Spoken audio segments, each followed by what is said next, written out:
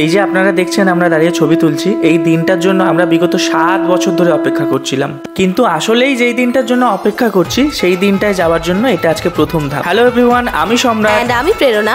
Welcome to আমাদের দিনলিপি।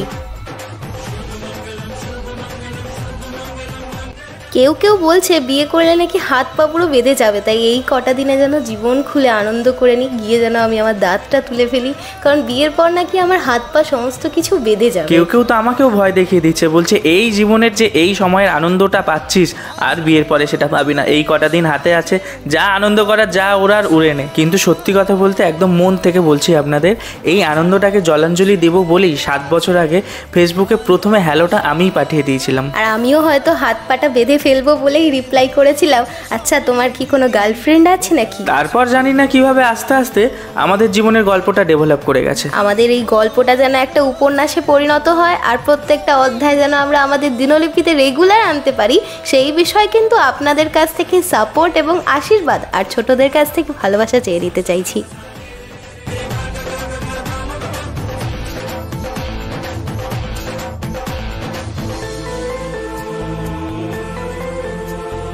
আমাদের আলাপটা ফেসবুকের মাধ্যমে সবার মতো হলেও এই আলাপের সূত্রপাতটা প্রথম করেছিল আমার হবু ননদ তিথি, যাকে আপনারা অনেকেই ভিডিওতে হয়তো দেখেছেন, আবার হয়তো বা অনেকে চেনেন না। মানে বলা বাহুল্য, একটা মিম আমি অনেক দিন আগে ফেসবুকে দেখেছিলাম যে প্রত্যেকটা মেয়ের মানে এই ভালোবাসা হওয়ার বিষয়ে একটা ব্যাপার, মানে কোনো একটা বান্ধবীর অবদান থাকে, আর বিশেষ করে মানে যখন তারা এই সমস্ত সম্পর্কে জড়িয়ে পড়ে সেক্ষেত্রে পেছনে একটা ব্যাপার খুব থাকে, সেটা হচ্ছে হয় তার বয়ফ্রেন্ড, বন্ধুর দাদা বা দাদার বন্ধু। তো আমার ক্ষেত্রে ওটা বন্ধুর দাদাতে পরিণত হয়েছে। প্রথম থেকেই আমি এমনি খুব লাজুক, মেয়েদের সাথে কথাবার্তা বলা বা আড্ডা মারা আমি একদম এসব পছন্দ করি না।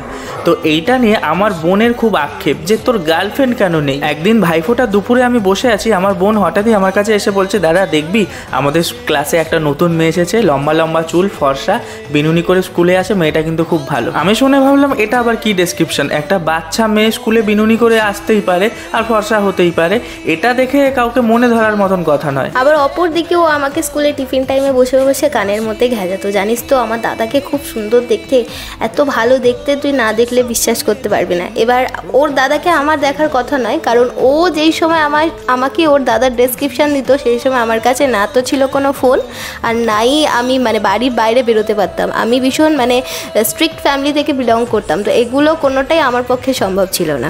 তো আমি ওর ডেসক্রিপশান শুনতাম আর ওকে বলতাম ঠিক আছে তুই ক্ষমা কর, তো টিফিন শেষ হয়ে গেলে নিজের বেঞ্চে গিয়ে বস। তারপর তো দিন যায়, আমরা যে যার মতন সব ভুলে গেছি। আপনাদের এই গল্পটা বলছি 2014-র ঘটনা। তারপর প্রায় 1 বছর কেটে যাওয়ার পর মানে 2016 নাগাদ আমি মানে যখন ক্লাস 10-এ উঠি তখন লুকিয়ে লুকিয়ে একটা ফেসবুক অ্যাকাউন্ট খুলেছিলাম। তারপর ওই ফেসবুক অ্যাকাউন্টটাই আমার বোন আমাকে দেখালো যে তোকে বলেছিলাম যে প্রেরণার কথা, এইটাই সে। সত্যি কথা বলতে ওকে আমার তখন দেখে একদম পছন্দ হয়নি, কারণ ও একদম রোগা বাচ্চা বাচ্চা খ্যাংরা কাঠি ছিল।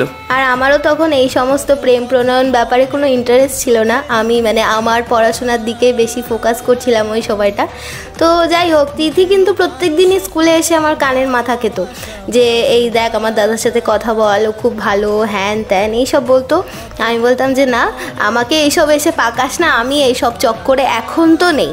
তো ও আমাকে না পেয়ে একদিন দেখছি আমাদের একটা ক্লাসমেট, ওর নাম হচ্ছে শিখা, তারপর আরেকটা ক্লাসমেট ছিল সুপ্রিয়া, আমরা খুব ক্লোজ ছিলাম। তো ও যখন দেখতো যে আমাকে বলে বলে আর ওর মুখ ব্যথা হয়ে গেছে, কিন্তু ওর আক্ষেপ যে ওর দাদার গার্লফ্রেন্ড চাই, ও কী করতো, সুপ্রিয়া শিখা ওদেরকে গিয়ে বলতো যে আমার দাদা আছে খুব সুন্দর দেখতে, ও নিজেই ওর দাদার বড়াই করে, খুব সুন্দর দেখতে, তোরা এত সুন্দর ছেলে কোনো দিন দেখিসনি, ওকে তোরা একটু কথা বল। এরম আমার দাদা খুব লজ্জা পায়, তো নিজে থেকে কথা বলে না।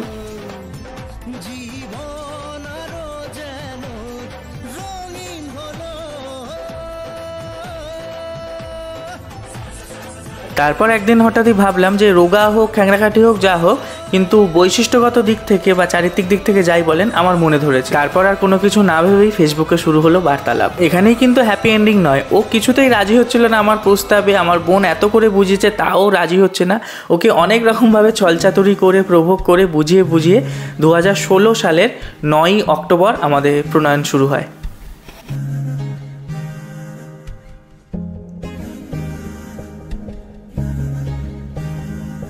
যাই হোক, আমাদের মোটামুটি সেটিং হয়ে গিয়েছিল। সেটিংটাকে বাংলায় কি বলে আমি জানি না, নাহলে এত পাতি কথা বলার আমার ইচ্ছে ছিল না এত সুন্দর মুহূর্তটাতে। যাই হোক, আমাদের দিকটা তো হয়ে গেল, কিন্তু বাড়ির লোক ওরা তো এত তাড়াতাড়ি মানবে না। সম্রাটের মা তো প্রথমেই শুনে বললো, না না আমি এখন এইসব ব্যাপারে ভাবিনি, তুই কোন মেয়ের সাথে কথা বলছিস, কি ব্যাপার। আমার বাড়িতেও শুরু হলো মানে চরম উপদ্রব, মানে সে তো মারামারি, মানে মেয়েদের বাড়ি থেকে যদি জানতে পারে, ছেলেদের খুব একটা মার খেতে হয় না বিশেষ, কিন্তু মেয়েদের তো জানেনি চর থাপ্পড় চুলের মুঠি ধরে নাড়ানো, মানে নানা রকম জিনিসপত্র থাকে। আমার ক্ষেত্রে একটা জিনিস স্পেশালি অ্যাড হয়েছিল, সেটা হচ্ছে কান ধরে উঠবোস। আমার মামা একদিন আমাকে বাড়ির বাইরে বের করে দিয়ে বলে, উঠবোস করো, উঠবোস করতে থাকো। উঠবোস করছি, সে আর শেষ হয় না, করছি করছি করছি, মানে প্রায় অনেকবার উঠবোস করেছে। মানে শেষে যখন আর আমার পা চলছে না, মানে আমি পুরো পঙ্গুর মতো পড়ে গেছি রাস্তায়, তখন আমাকে ঘরে নিয়ে আসা হয়েছে। প্রায় 2 দিন আমার পা কোনো রেসপন্স করছিল না, মানে আমি উঠে দাঁড়ালে মাতালের মতন টলে যাচ্ছিল, পড়ে যাচ্ছিলাম। এবার আমি পরের দিন পড়তে গিয়েছি, সেখানে স্যার বলছে, তুই এরকম মাতালের মতন টলছিস কেন? তখন আমার বান্ধবীরা বলছে যে, আরে স্যার বলবেন না, এই বয়সে বিচকেমি করেছে, বাড়ি থেকে মার খেয়েছে আর কি। স্যার বললো, তোরা যে কেন এসব করিস আমার মাথায় ঢোকে না, এই টুকুটুকু বাচ্চা মেয়ে, তোদেরকে আর কোনো খেয়ে দে কাজ নেই। কিন্তু যাই বলুন তাই বলুন, এই সব কি আর মানে ইয়ে দেখে হয়, সময় দেখে হয়? বয়সন্ধি কালে মানে সে সময় একেবারে চতুঙ্গে রয়েছে আমাদের ইয়ে, তখন কি আর এগুলো কথা মাথায় থাকে? যাই হোক, হয়ে গিয়েছে। এখন বুঝি যে তখন হয়তো এতটা বাড়াবাড়ি না করলেই পারতাম, কিন্তু বাড়াবাড়ি যখন হয়ে গিয়েছে ওটাকে তো একটা পরিণতি দিতেই হয়, তাই না? এত যুদ্ধ ঝড় ঝাপটা সমস্ত কিছু কাটিয়ে দুটো বাড়ির সব মানুষকে একত্রিত করে ফাইনালি 7 বছর পর 8 বছরের মাথায় আজকে আমার আশীর্বাদ। সঙ্গে হবে একটা কাগজে কলমে সই, যেই সইটা হয়তো সারা জীবনের জন্য পাকাপাকিভাবে আমাদেরকে একটা অদৃশ্য সুতো দিয়ে বেঁধে দেবে। তো বিকেলের এই রেজিস্ট্রির সময়টাতে আমরা দুটো ইভেন্টে ভাগ করে নিয়েছি। প্রথমত আমরা আংটি বদল করব, এই হচ্ছে আমাদের আংটিটা। আচ্ছা, এই আংটিটার একটা বিশেষত্ব রয়েছে। আসলেই এই আংটিটা বিশেষ, কারণ আমরা এই আংটি দুটো মানে দুজনেই নিজেদের একান্ত উপার্জনের টাকাতে কেনা, মানে এটা বাড়ির লোক আমাদের দেয়নি, আমরা নিজেরাই প্ল্যান করেছিলাম যে নিজেদের জন্য কিনবো। ইভেন এটার জন্য আমরা অনেক দিন ধরে নানা রকম প্ল্যান প্রোগ্রামও করছিলাম। তো প্রথমে ভেবেছিলাম যে আংটি করবো না, তারপর আবার মাঝে মাথায় এসেছিল যে না করি, আবারও বিভ্রাট হয়েছিল, থাক দরকার নেই, কিন্তু ফাইনালি আমরা করে নিয়েছি। এই আংটি পরানোর সময় বন্ধুরা অনেকক্ষণ ধরে পেছন থেকে চিল্লাচ্ছে যে নিচে হাঁটু গেড়ে না বসলে তোকে আংটি পরাতে দেবো না, তাই ওর সামনে হাঁটু গেড়ে বসেই ওকে আংটিটা পরালাম।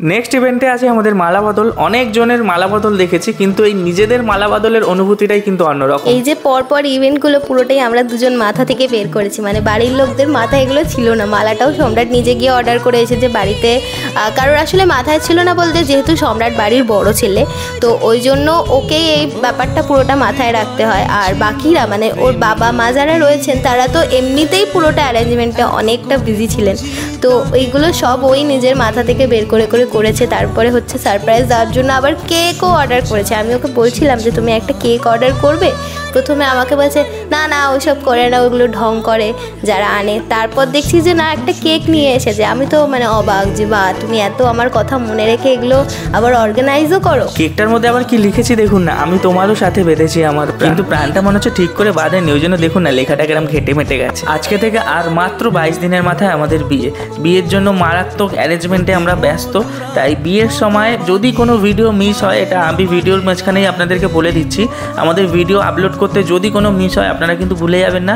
ভিডিও চেষ্টা করব আমরা রোজ যেমন ভিডিও দেওয়ার, হয়তো কোনো একদিন মিস হতে পারে, আপনারা ওটা একটু মানিয়ে নেবেন। একটা সবথেকে আনন্দের বিষয় যেটা আমাদের ক্ষেত্রে হয়েছে সেটা হচ্ছে যে আমাদের দু বাড়ির লোকজনই মানে আমাদের উপর স্যাটিসফাইড, বা বলতে পারেন যে আমাদের দুজনের এই যে প্রণয়ন সম্পর্কটা মেনে নিয়েছে।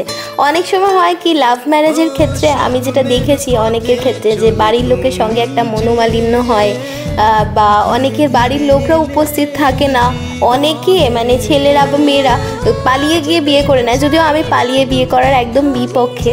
তাও আমি দেখেছি মানে একটা বাড়ির লোকের থেকে সাপোর্টটা পায় না, কিন্তু আমাদের মানে এটা হয়নি। আমাদের বাড়ির লোকরা সবাই একসাথে হয়েই আমাদেরকে যে এভাবে এক করতে সাহায্য করছে, এটার জন্য মানে আমি বাড়ির লোকদের ওপর চিরকৃতজ্ঞ থাকবো যে ওরা আমাদের এই স্পেশাল মুহূর্তটাকে স্পেশাল বানিয়ে রাখছে বা বানাতে সাহায্য করছে। কারণ আসলে কি বলুন তো, বাড়ির লোকরা পাশে না থাকলে কোনো কিছুই মানে ভালো লাগে না, যে আনন্দের রংটা ওটাই যেন খেলে না। তো আজকের ভিডিওটা এইখানেই শেষ করছি, আর বড় করব না। দেখা হবে আবার ডেইলি লাইফের যেমন ভিডিও দেখছেন তেমন নিয়ে, আবার বিয়ের ভিডিও কিন্তু আসছে, আপনারা দেখতে থাকবেন আর আমাদেরকে সাপোর্ট করতে থাকবেন। দেখা হচ্ছে নতুন ভিডিও নিয়ে। টাটা।